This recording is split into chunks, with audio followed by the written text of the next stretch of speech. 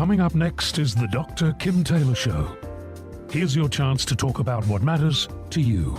Although you'll receive helpful advice from Dr. Kim, remember this is not to be construed as any form of psychotherapy, diagnosis, or treatment, and cannot replace a therapeutic relationship with a mental health professional. You can reach Dr. Kim by calling 564-1290 or 866-564-1290. You can also listen live on the internet at drkimtaylorshow.com.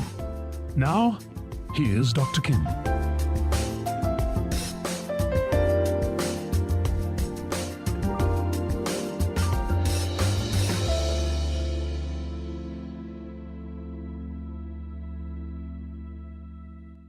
This is the Dr. Kim Taylor Show, and I'm Dr. Kim Taylor. We're moving into the end of January, and I have a question. How are you doing on your New Year's resolutions? If you're like a majority of people, you're already struggling to stick with your good intentions and to stay on the path to your goals. Now, I've set some goals for myself, and I have to say I'm struggling with this too. So my words to you are, do not give up. Do not throw in the towel. The only difference between those who succeed and those who don't is those who succeed never give up. They do it until it works. So with that in mind, I thought I'd have my guest back on. So Dave Frisilli from Holistic Health, Vibrant Life is back with us, and we are going to continue the conversation that we started 2 weeks ago. We're going to get a tune-up here, because I've received a number of emails since then from people who are very interested in how to either get themselves kick-started to a better self or, like me, how to stay on track and keep moving forward with your own goals. So we're really going to turn up the motivational quotient right here. And we're going to talk about how to stay committed and to help you and me to follow through and reach our highest potentials. So if you have a question, or you even want to share how you get motivated and stay motivated, then give us a call at 805-564-1290 or send me an email at drkim@drkimtaylorshow.com. We need to take a really quick break here, but stay with me and I'll be right back with my guest. You are listening to Dr. Kim Taylor on KZSB AM 1290.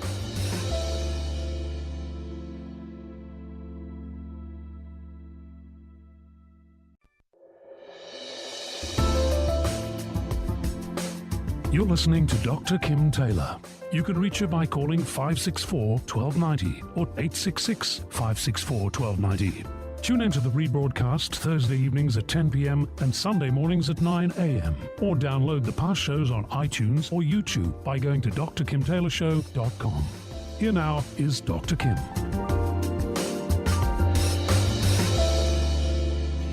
Welcome back. I'm here with Dave Frisilli from Holistic Health and Fitness. Welcome back to the program, Dave, for part 2. Hi. Hi, Dr. Kim. How are you? Good. We are talking about how to make and set goals and also how to keep goals. And what I really want to talk about is how do we deal with all of the pitfalls, because everyone is talking about change and it's the first month of the new year and they really want to be on track. But some people are already frustrated. So we know that in order to change, you do need to have the motivation, but you also need to have the right mindset, correct? That's absolutely correct. Yeah, and I'm sure you're well aware of this. I mean, just working with your clients.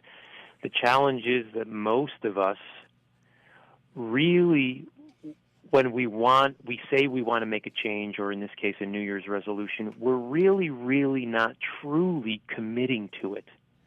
So in a sense, and we said this before, that resolutions most of the time are really what we would call best intentions. It would be nice if I lost the 10 pounds or whatever it is, or I started my new career. But most of the time, it's really not anchored in a deep, deep desire to actually make it happen.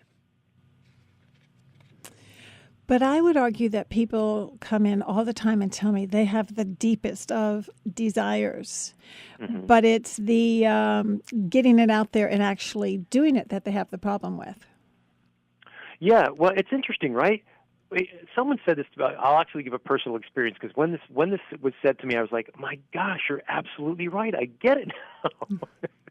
And it's going to be a pretty intimate story, but I was dating a woman for years and years, and we were talking about getting married.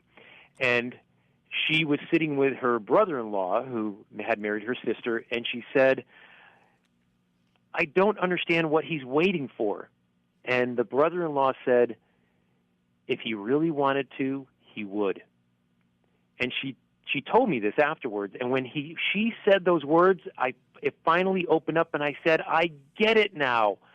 I completely get it, because it was a personal experience for me to understand that even though I was saying I wanted to, there was still a lot of challenges that I was having. And because of that, I really, truly, in the back of my mind, was saying, I'm not sure about this. I don't know if I really want this. And so I didn't really want it, because I'm sure, and we all do that are listening, when you put your mind to something, no matter what anybody else says and tells you, you say, I don't care what you say, I'm going to do it. And that's what's considered a committed decision. No matter what anybody else tells you, if you say, that's it, I don't care, I'm doing this no matter what anybody else tells me, I'm moving across the country, I'm quitting my job, and I'm starting a brand new life, and everybody else is saying, are you kidding me? You have a job, you make great money, how can you do that? Because I'm doing it. And that's the difference. Right. And I really do get that.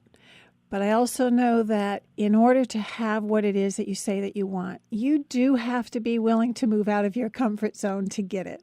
Oh, yeah. Yeah. It's supposed to be that way. Why? Does it have to be so hard? This is that question that I always asked you, right? Yeah. Do I have to do all of the push-ups? Yes, right. Kimberly, you have to do all of the push-ups. Right. Do I have to make these changes in my lifestyle? Do I have to start eating better? Do I really have to drink all that water? Here's the thing, and you hit the nail on the head when you had mentioned about, do I have to do all this stuff? Because it's not in your comfort zone. Stepping out of your comfort zone means you're becoming more than you are right now.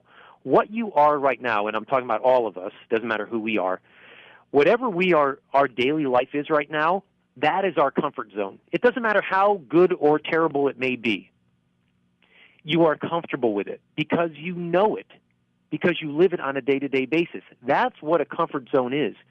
Comfort doesn't necessarily mean it's supposed to feel good. We think comfort means feeling good. Comfort zone just means you know it. You're comfortable. So you've heard the statement, he or she is comfortable with the pain.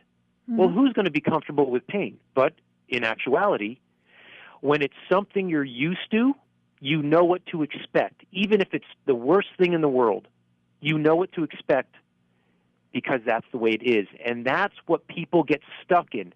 So as soon as any of us try to step out of that and say, I want to be more, I'm going to lose weight, I'm going to get in shape, I've been dealing with this illness, or I'm in this relationship that is not healthy for me, or it doesn't matter what it is. Anytime you decide to make a change in your life, you will immediately, almost upon making it, feel thoughts of, I can't do that, or I better not do that, or I don't know how to do that, or I don't make enough money to do that, or I'm not strong enough to do that, and I'd have to give up all that ice cream, or it doesn't matter what the excuse is. It is that old, what we call self-image, which is what you're comfortable being, that is saying, oh, you can't do that, don't do that. And that will keep pulling you back down from your efforts. So that everyone is going to actually hit that wall, and they are going to feel what you just said, which is really their fear. A lot of fears that come up with that. So when we're talking about being able to change this mindset in order to create change, we're really talking about it takes a willingness to really work and push yourself past those fears. Yes. Okay, so fear might happen at the start of it. It might happen midway. Or what often happens is it really comes up when you get close to the end. Exactly. And that's what's crazy. You would think that I got through the beginning, and then it became, I did well, and everything's working well, and then I'm in the middle of it, and I'm even doing better, and people are saying, wow, holy cow, what changes you're making in your life, and you feel good about yourself. And then you get towards you're almost ready to, well, we can call it a brass ring, but whatever it is that you were saying I'm going to do, you're 10 pounds away, you're 5 pounds away from what you wanted to achieve, or you're just about to start a new career. And that's when it really hits you even worse. And you're like, is this really? Am I really going to, oh my gosh, I don't know if I can do this. And it all comes flooding back a lot of times if you're not present and aware of what is going on. Because it's kind of like the last-ditch effort of that old programming, your old self-image saying, are you sure? Mm-hmm. And so you have all these feelings of, I'm about to step into being the person that I've always wanted to be.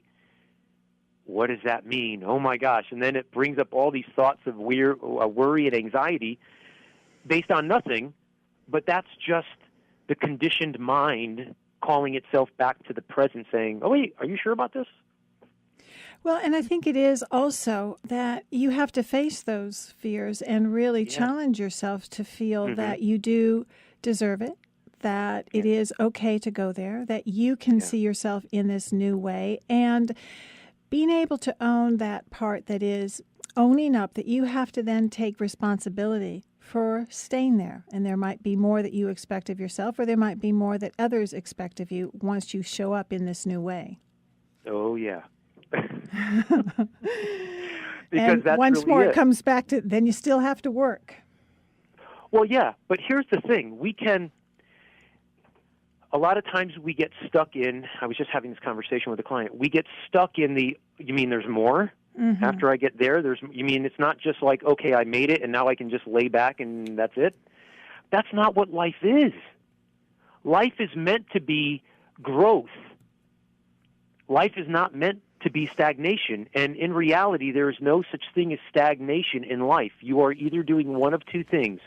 You are either growing towards health and wellness and happiness and fulfillment in your life and who you believe yourself to be in a good way, or you are moving down into what you don't want to be, sadness, fear, worry, anxiety.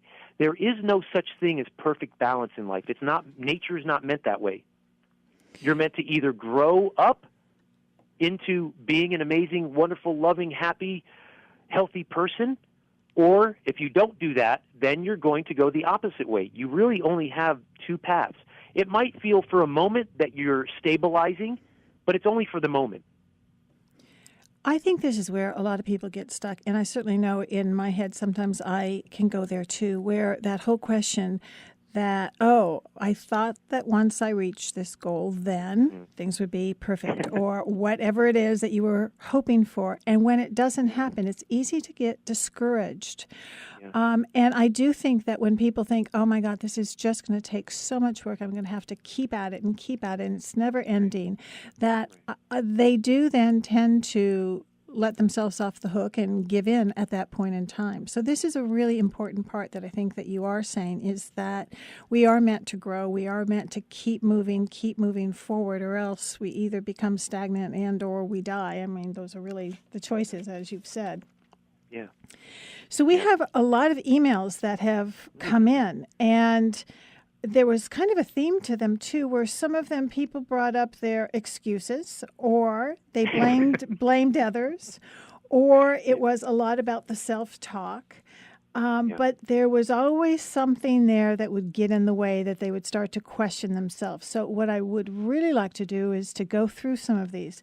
And let's just help people to understand that this happens to everyone, and how maybe we can help them to step through it. Okay? Yeah, I'd love to. All right, so the first one's from Brent, and Brent says, every year I start out my commitment to a New Year's resolution to lose weight.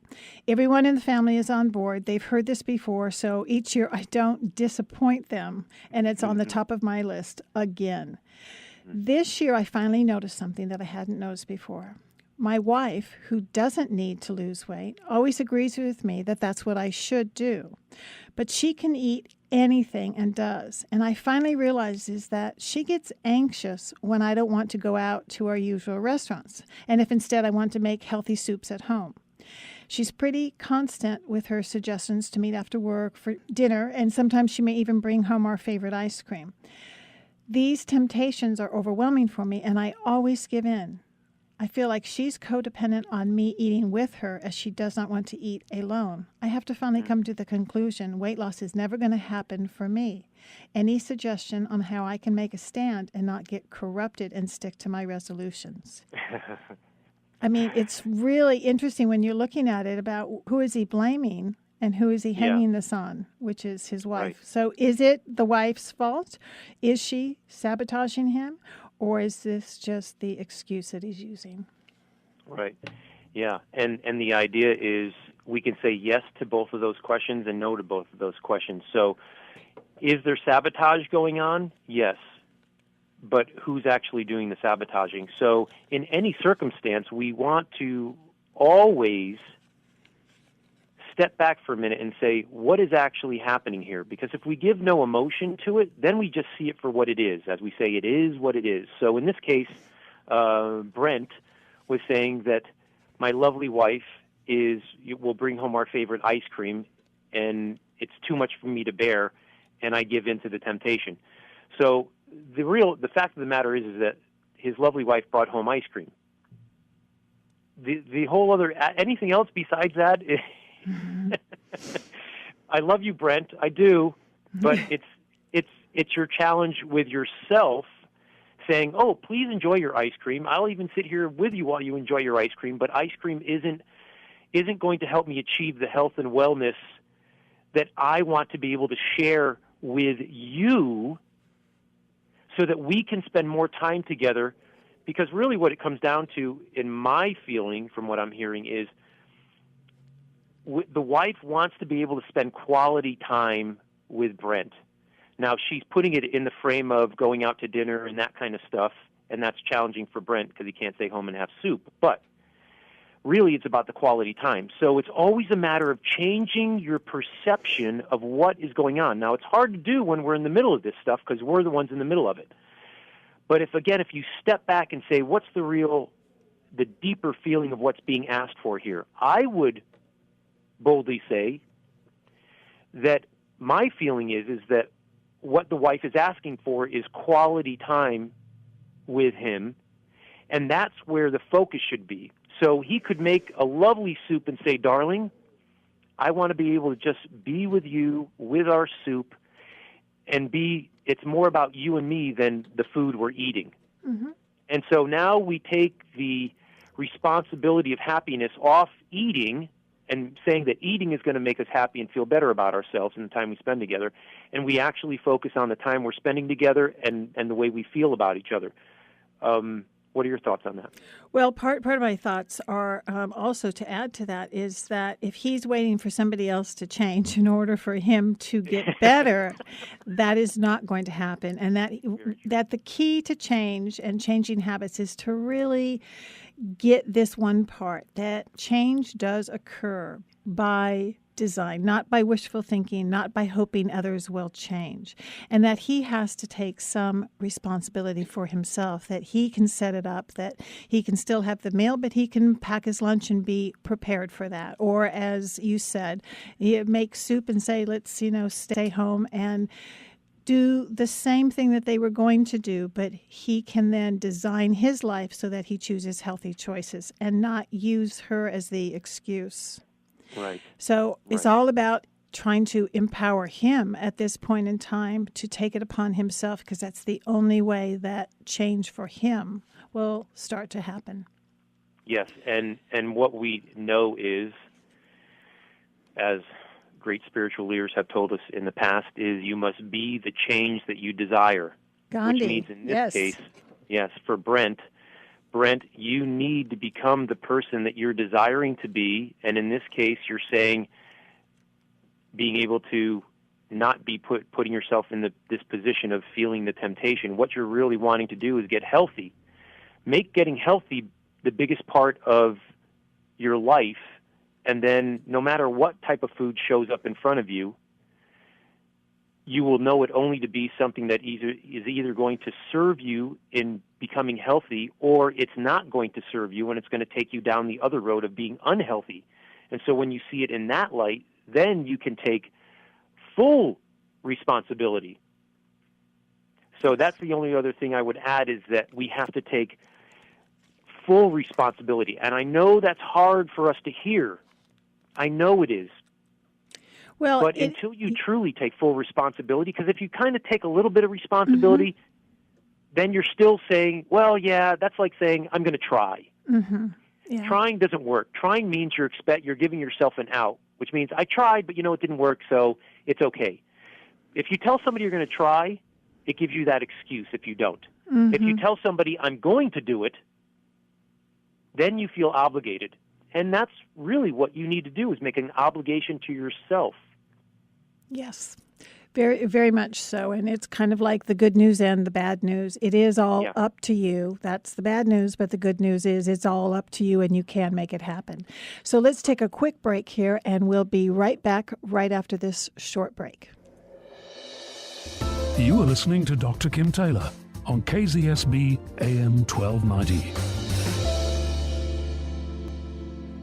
If you're just joining us, I'm here with Dave Frasili from Holistic Health and Fitness, and we really are talking about how to stay on the path to success.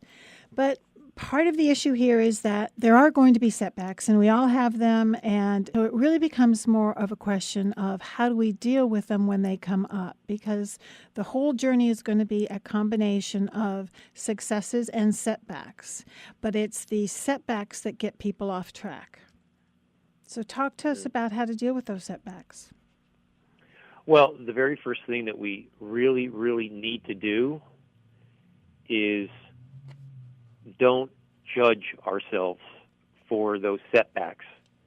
Because as soon as you start judging yourself and being overly critical, like, oh, here I go again, I didn't do it, I went out and I did this and I did that, and okay, well, another year down the tubes. As soon as you do that, you continually pull yourself down in this spiral, and it's very hard to change direction. So really what it comes down to, and I know this seems Pollyanna, but you got to love yourself. You have to love yourself enough that you stop judging yourself. And when you do that, then you can say, okay, I had a little thing that happened last night where I, ate what I shouldn't have ate, but you know what? It was a wonderful experience. I was with my friends, and now this morning, as we say, it's a new day. And if I consistently keep working at getting better at this, I will get to the point where I reach my goal, whatever that goal is. So understanding that we all, because we say we are human, you're not meant to be perfect. There's no such thing as perfect, by the way. So just enjoy your life and focus on the joys in your life and what you're doing, and realizing that every once in a while, as long as you're not you're not sabotaging yourself just to say, oh, I'm just going to do this. Just stay on track, stay on focus. Remember why you're doing this. Mm-hmm. Let me read you an email that came in from Lisa. She says, where do I start? Maybe my problem is that I have a hard time starting. I have great intentions, as you say, and I even tell others that I'm going to lose weight.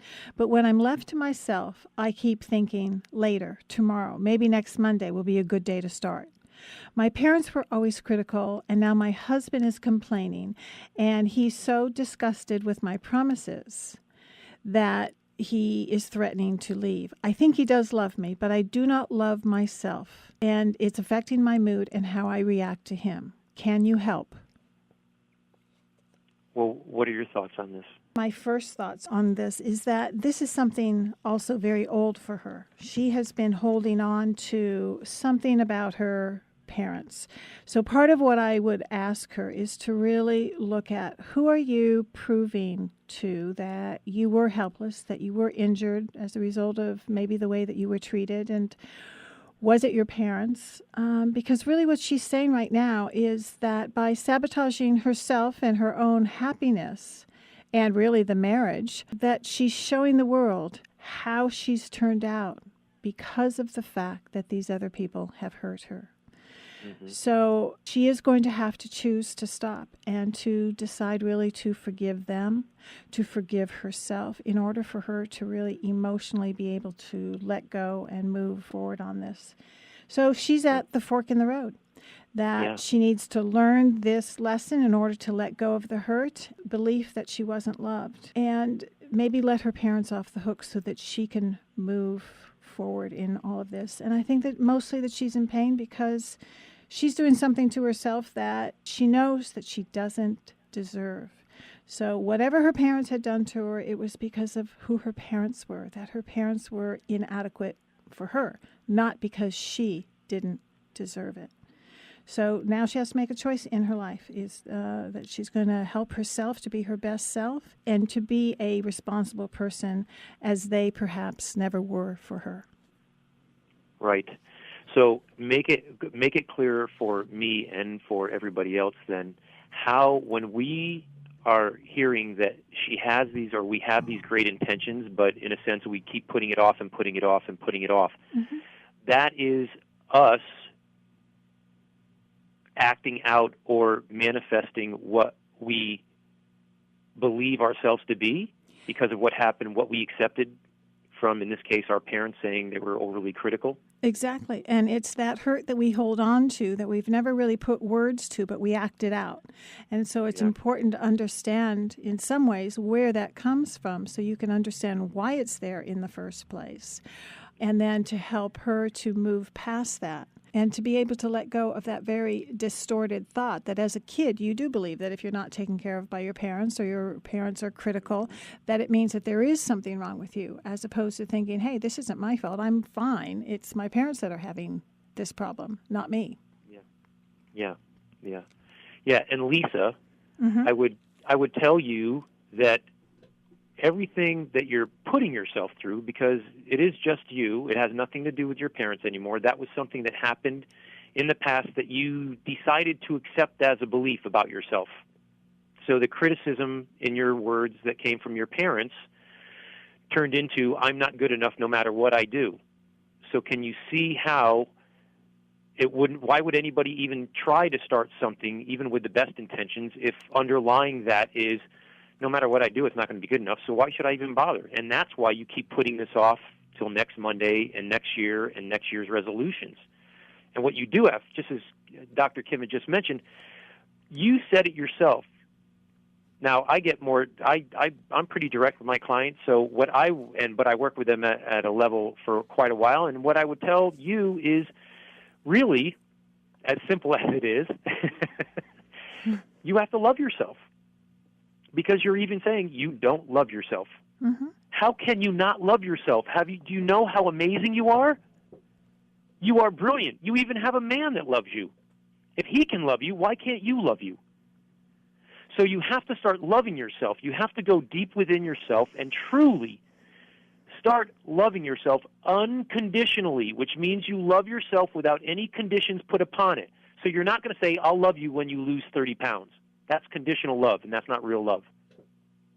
You have to love yourself just the way you are right now. And when you start to love yourself just the way you are, with all your flaws and your crinks and your kringles, then you will start changing, because you'll say, I love myself so much now that I will give myself this life that I've always wanted.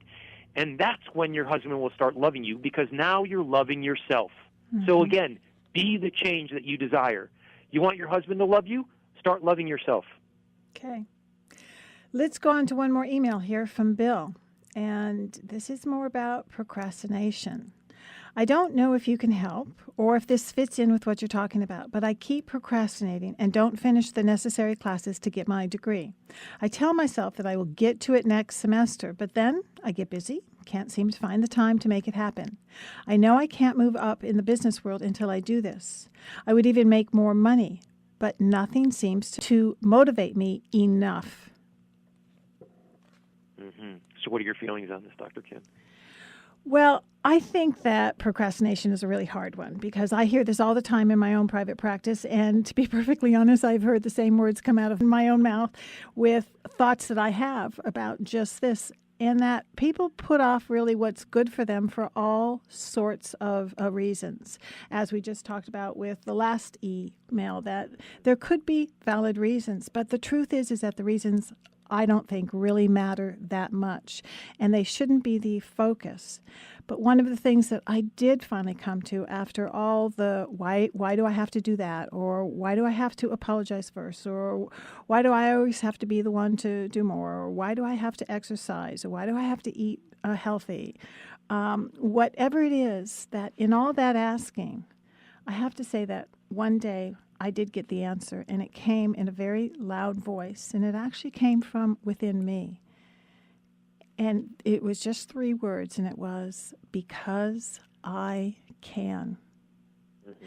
And in that moment, I really realized that it's a gift to be able to do things, anything, whatever it is, and that we take so much for granted. But the answer finally was that I do it because I can. And I'm capable, and I do see something, so I can act, or I can say that I'm sorry first, or I can do those exercises to make myself strong and healthy because I can.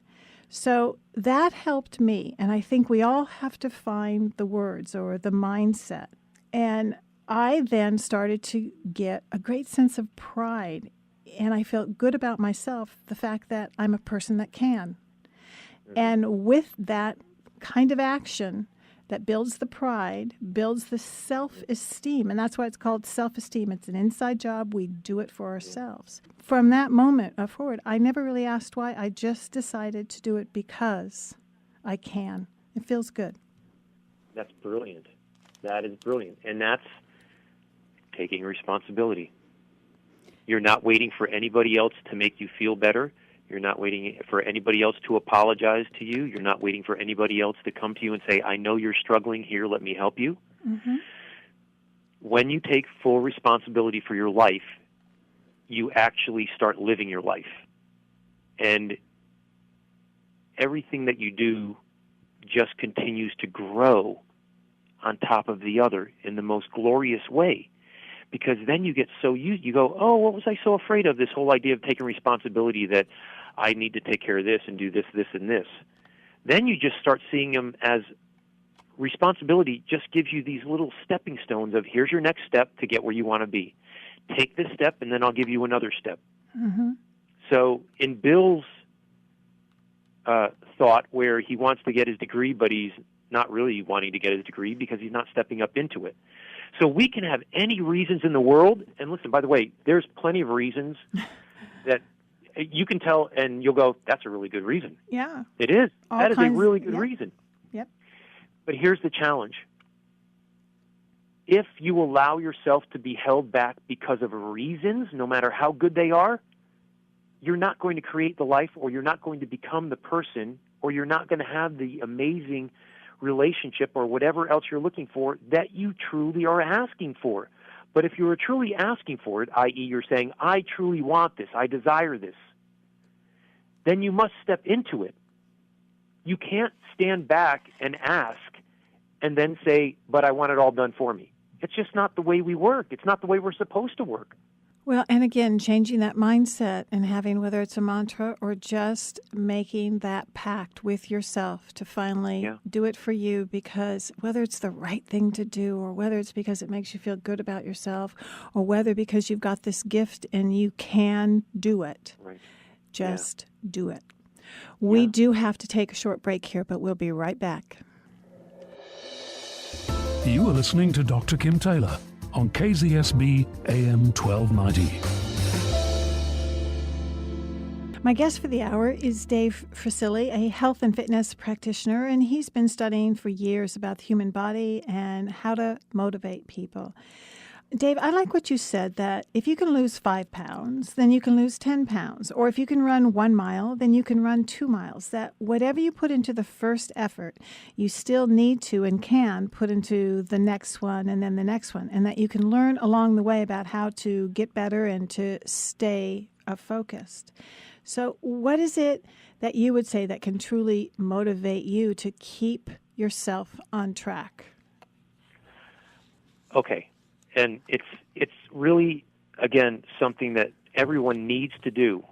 What keeps you on track is, in a sense, a GPS system or a guidance system. So we can call it an autopilot. Isn't that what an autopilot does if we think of a plane? A plane flies and they put it on autopilot. And what happens is the plane starts drifting off because of wind shear and all this, and then the autopilot kicks on and says, oh, wait a minute, we're off track, get back on track. So this is the way we are in life. We move through our life, but if we must set a goal, our North Star, our autopilot for what we want to create in our life. So if we're talking about health and fitness, but again, it could be anything. It does not matter what it is.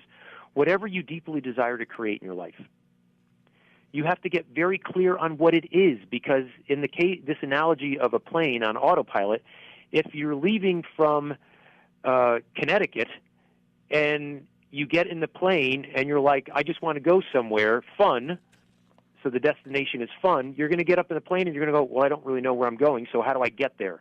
So you can't really set anything. So the wind's going to blow you around and you're going to go, I don't know, well, that might look good down there, but I'm not sure. And then after a while you're going to go, oh, what's the sense? I don't even know where I'm going, just land the plane.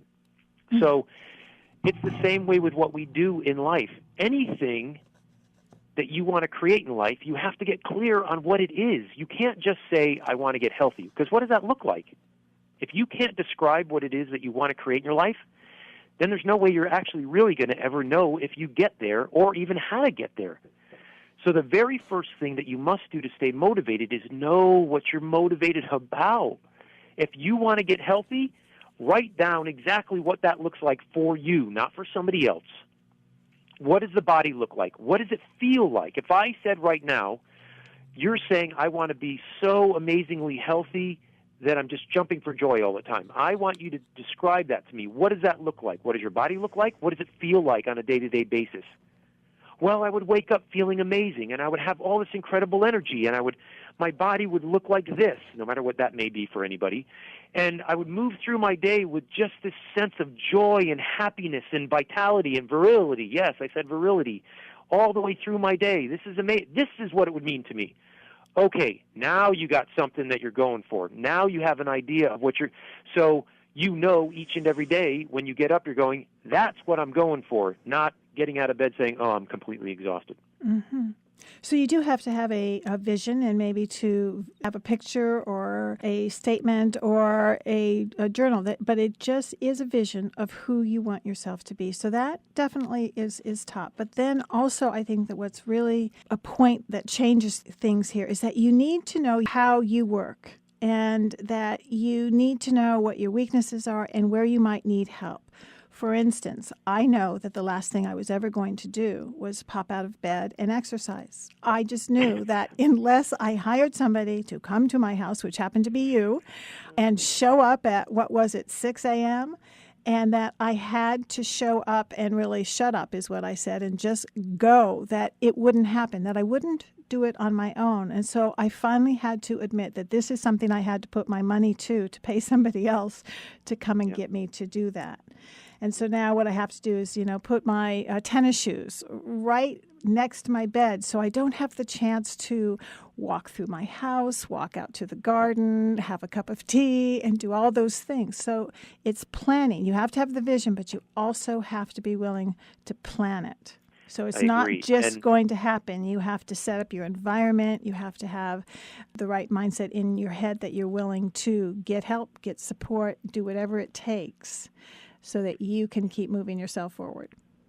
Yeah, and it's true. All of these things are going to help us to stay on track. And you actually, within that last statement, actually hit the nail on the head with what truly is going to make anyone change into what they want to become or create the change in their life. And that is, you have to create a self-image of yourself being that already, because it is your self-image or your conditioning, your belief system, that determines how you move through your days, how you think, how you feel.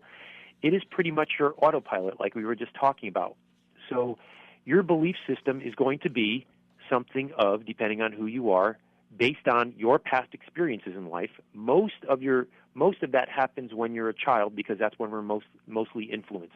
So if we have parents that told us, you're amazing, you're wonderful, we love you so deeply, you're talented, you're incredible, then that becomes, if it's consistently given to you with loving emotion, that becomes part of your belief system. And the same is true on the opposite side.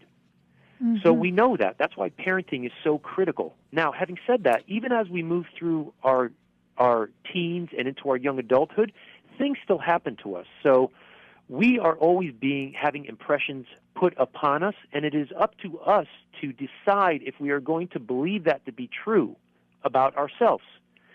That is part of responsibility. And what you need to do, because we're adults now, is step into the responsibility of saying, no matter what has happened to me in my past, mm-hmm. no matter how challenging it could have been, no matter how heartbreaking or no matter what it did to me, no matter it really, and I understand that it can be excruciating.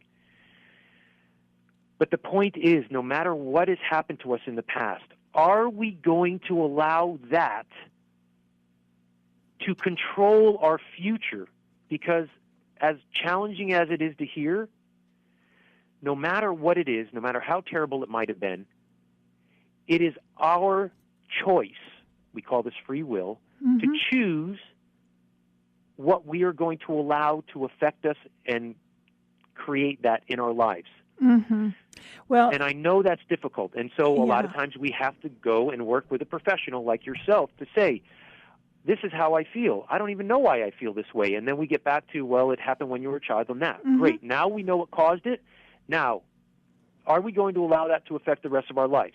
If we don't take responsibility, we're going to say, it's just too hard. How can I change? Right. And Dave, I think that the one thing that you certainly did teach me is that if you really want it, then you have to be willing to work for it. So I really want to thank you for being here, for doing this part 2.